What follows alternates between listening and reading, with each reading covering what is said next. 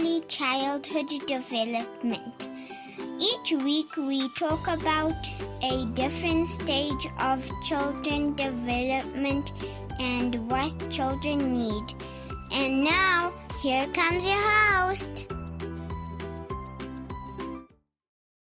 Hello everybody and welcome. My name is Taryn and you are listening to The Parenting. Let me make a quick disclaimer. My vocal pipes serve me very well in the shower. But with that being said, Celine Dion's song All By Myself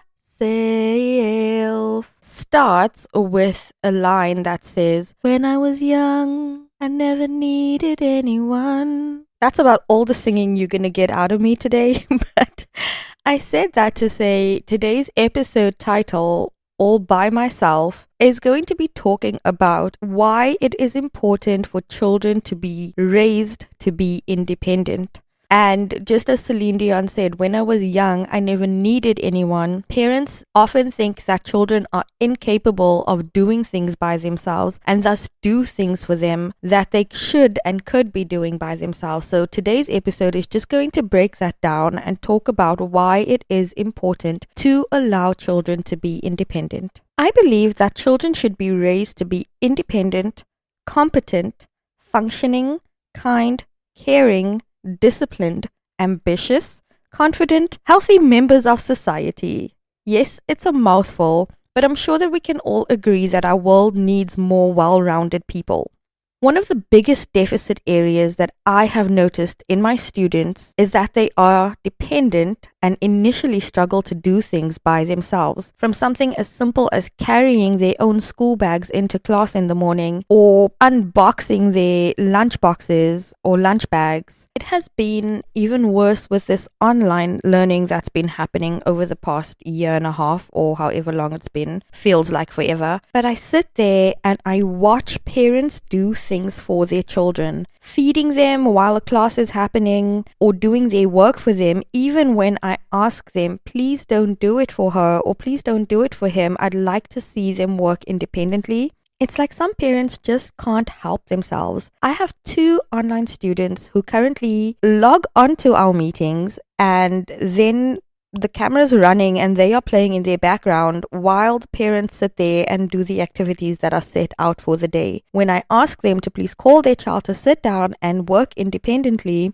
I don't even get a response from them. Let's get right into some reasons why it is important to encourage independence in children, as well as ways to build and allow them to build or develop independence. Being independent allows a child to build self-confidence and self-esteem. It also promotes motivation and perseverance in a school setting especially. I have watched my children develop from not being able to do something by themselves. I'll give an example of a little boy in my class who would struggle to undo the zipper of his lunch bag and take his lunchbox out by himself, and then struggle even more so to put everything back in. And so when he started out, I would model how it's done to show him how to do it, and then also show him that he has to use his thinking cap to figure out how to fit the pieces back. If he has to put it on top of each other, if he has to turn it sideways, if he has to turn it around. Now, at the end of the year, he is doing it completely on his own, but there was a progression to it. It started out as me modeling what he needs to do. We then progressed to me holding his hands and showing him how to turn things around to make it fit nicely. Then the next step was me watching him do it. But every time he saw that he was getting closer and closer, he was so motivated and he did not give up.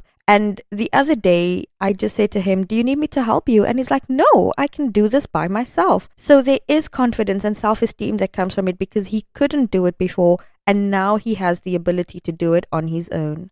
Independence fosters self-reliance. It allows your child to feel that they have a sense of control over their lives. And that is a natural human want and a natural human instinct to feel like you have some sort of control and that your life actually is your own. So when a child is able to do something by themselves and not have to ask for help all the time, there is a self-reliance that again adds to promoting self-confidence and a positive self-image, positive self-esteem. Being independent gives yourself a sense of importance and belonging, which is essential for building social relationships and for contributing to the world. So having chores at home and having your child independently help you with something in the house, if you're cooking and they get to peel the carrots, or if they are helping you unpack a dishwasher, there is a sense of importance because they are doing something that matters, and they also belong because they are now part of the dynamic that is your home or your family. Same thing goes in a class setting. I have jobs every day that a child has to do.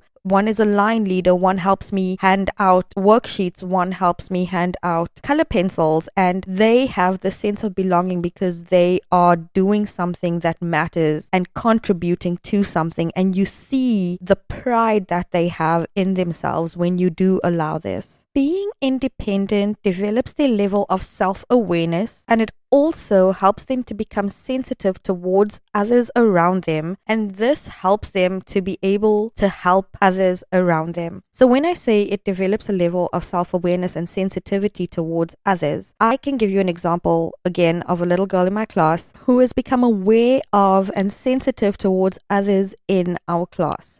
There's a little boy in my class that struggles with some independent activities, and this little girl has become quite proficient in doing some activities on her own. So she has then noticed that he does struggle, and she will then, once she's completed her activity, move on to his table and tell him what to do and help him do what he needs to do. And it's been such a pleasant thing to watch because they've actually developed a friendship because of it. Because she's sensitive towards his needs and she understands that he needs some help, she's able to help him, and they have little conversations and they've learned to understand each other so well in this process too. Part of the development of their self-awareness means that they can recognize their limits and have the ability to ask for help or even apologize when they didn't get something right and they feel the need to apologize. So there's a self-awareness that comes with it that allows them to know that they are not invincible. There are some things that they can do, but there are some things that still need to be developed, and they learn this in the independence process. Being independent allows them the freedom to find their own reasons to achieve something, so it fosters self-motivation. If they want to get dressed by themselves, there's a self-motivation because that's their goal, that's what they want to achieve, so it gives them the freedom to decide what it is they want to do by themselves, and then they are self-motivated and get the job done. Being independent also allows them to be able to start making decisions, and as they grow older, start making good decisions because they have the ability to look around them and think about the options that they have before they choose what they want to do. When they are independent, they come to believe that they are competent, they come to believe that they are capable of taking care of themselves, and that makes it easier for them to face challenges because they know that they can do something for themselves, they know that they can take care of themselves. With your guidance, being independent helps them to learn to both embrace and regulate unpleasant emotions. What I mean by that is they develop qualities such as patience, they learn to concentrate, they can help themselves, they learn to cooperate, they learn to discipline themselves, and they learn to trust themselves. They learn to sit in the unpleasant emotion of not getting it right the first time, but learning to come back because it's something that needs to be developed. They learn to work through the frustration of not getting something right. This aids in alleviating the problem that we have with a microwave generation that expect instant results and instant gratification. But when they're able to be independent, when they're able to work through the negative emotions of being frustrated and angry that they can't get something right, they do know and they do learn that some things take time to develop and some things require patience.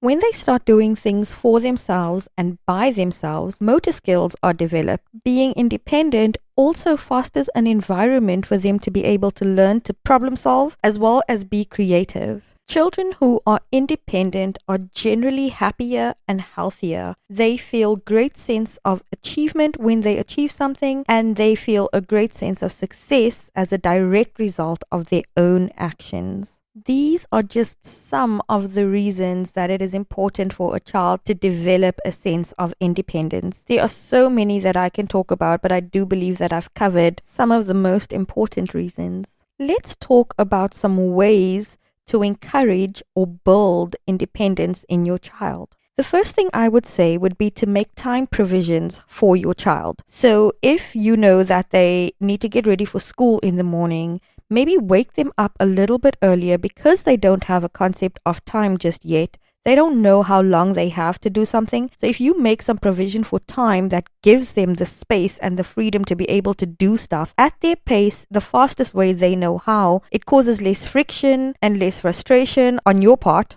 And this then allows them to complete tasks independently before having to go to school or whatever the case is. When a child is learning a new skill or learning to do something without any help, it is very rare that they get it right on the first try. So be patient. That would be my second tip. Patience, patience, patience. I cannot say that enough, because once you get frustrated and once a child sees that there is a frustration because they're not getting something done, that's when they get frustrated or they don't have the confidence or the belief that they can do something, which kind of defeats the purpose. Staying on the topic of being patient with your child, I cannot tell you how many times I have witnessed a frustrated parent tell a child, "Never mind, I'll do it myself.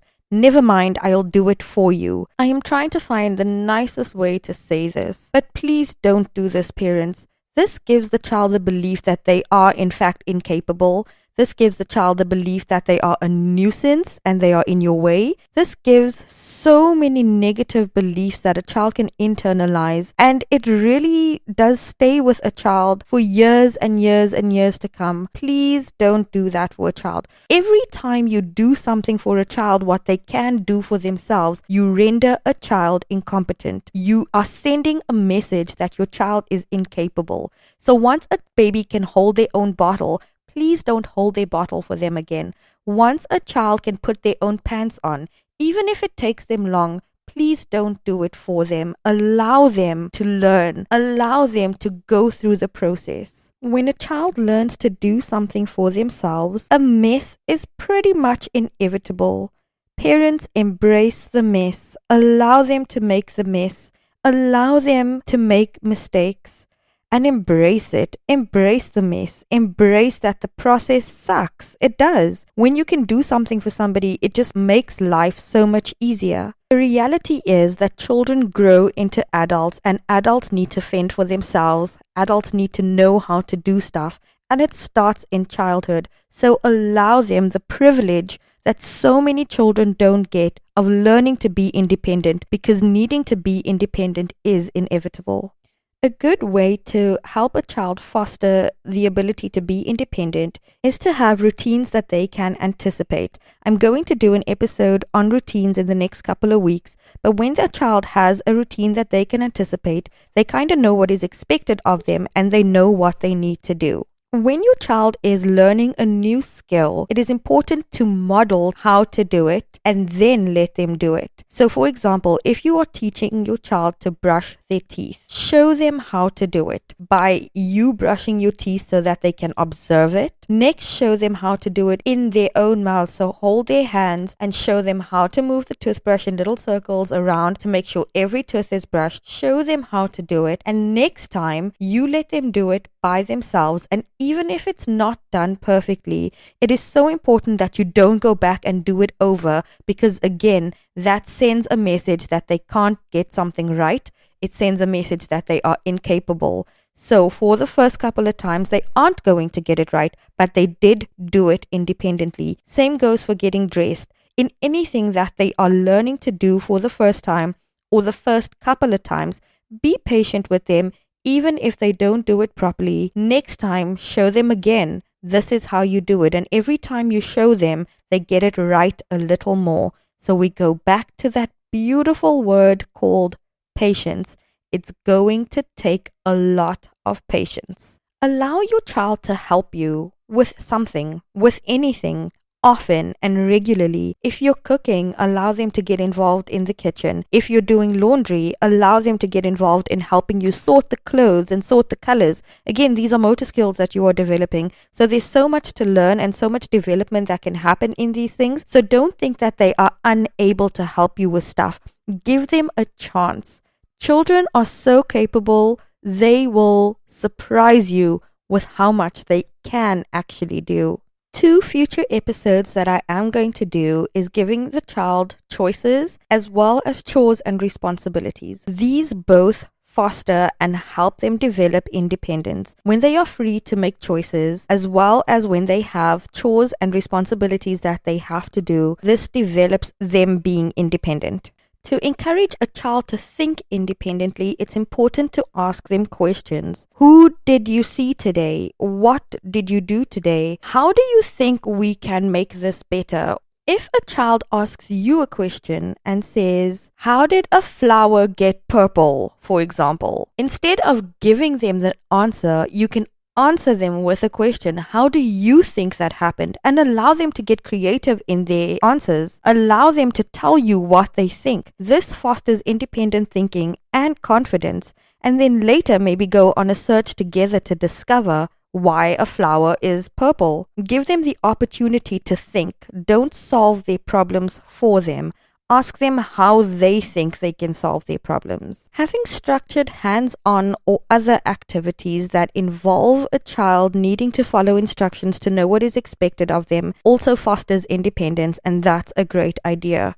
As important as having structured activities is independent play. That's unstructured, completely different to having instructions that they have to follow and an outcome that they have to achieve. Independent play gives them the freedom to choose what they want to do, when they want to do it, and allows them to play by themselves. This develops their imagination. This develops them helping to solve problems and helping to come up with creative ways of what to do when they are bored. So having independent, unstructured play is very important for a child. The myth that you always have to keep a child busy and tell them what to do is a lie. That takes away their independence because they are always being told what to do and what the outcome is that they need to achieve. Where if they do get independent time to do what they want to do, they get to learn more about themselves, the environment around them, and as I said, problem-solving skills are developed in this time. When you see that your child is struggling to do something when they are learning a new skill,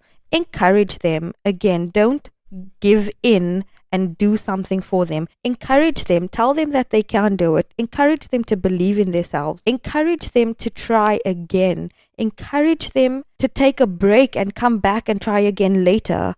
Just keep encouraging them. That gives them the belief that you believe in them. And when somebody believes in you as an adult, you know how much value that holds. While encouraging them is very important when they are struggling with something, just as important is to acknowledge the difficulty, acknowledge that they are feeling frustrated, acknowledge that they are feeling unmotivated, acknowledge that it is okay to feel a negative human emotion, and that validates them. That validates that they are valid and that they are allowed to feel their emotions. I learned something very recently about the word but, and I think that's a good approach to have. Usually when people tell you something, oh, that was good, but you could have done X, Y, and Z. But the only thing that people remember in a situation like that is the words that are spoken after the but. So when you are acknowledging your child's difficulty, you can say, I understand that you are frustrated, but you can do this, but you can figure this out. So it's the positive stuff after the but that they will remember that speaks into the encouragement. Another thing you can do to encourage your child to continue being independent is praising your child, not just for the end result, but during the process. Let them know they are doing a good job and be specific. Don't just say good job. Tell them what they are doing that is a good job. Let them know specifically how wonderful they are and why they are that wonderful. Praise the process as well as the end result, because when the process is being praised, they know that when they do their best, they are amazing, whether they get it right 100% or not, but there's a process to it. And when you praise the process and not just the end result, their emotions are validated. As your child learns to be independent and learns to do things by themselves, as they learn new skills, pondering and reflecting is always a good idea. when you sit down and they've done something and they've achieved something, to remind them where they started. Remember when you thought you couldn't build this puzzle and we sat together and we looked at all the pieces and we figured out how to do it. Remind them that there was a process, and remind them and show them how they went through the process and did well in the end and during the process. To remind them that there's a process is so good for their brains to ponder, to reflect, to know that, again, this is not a microwave mentality that we're looking for. Instant gratification is not feasible on a long-term basis, so that there is a reminder that there is a process and that they can do something if they continue to try. And always be excited for them, even when they didn't get it right. Be excited that they tried. Tell them that it's amazing that they tried and they didn't give up. Be excited for them, be excited for their process, because if you remember, I said a couple of weeks that children do what they see and they believe what they hear. So when you are excited, they will pick up on that and they will be excited to try something. When you tell them that they are amazing, they believe it. And that, parents, brings us to the end of this independent episode. And that is what All by Myself is all about. I hope you enjoyed this episode. I truly hope that you've learned something, and I truly hope that you will be an independence ambassador in your home. Have a wonderful week, and I'll see you next week. Bye! Thank you for tuning into the parenting. We hope you enjoyed today's episode.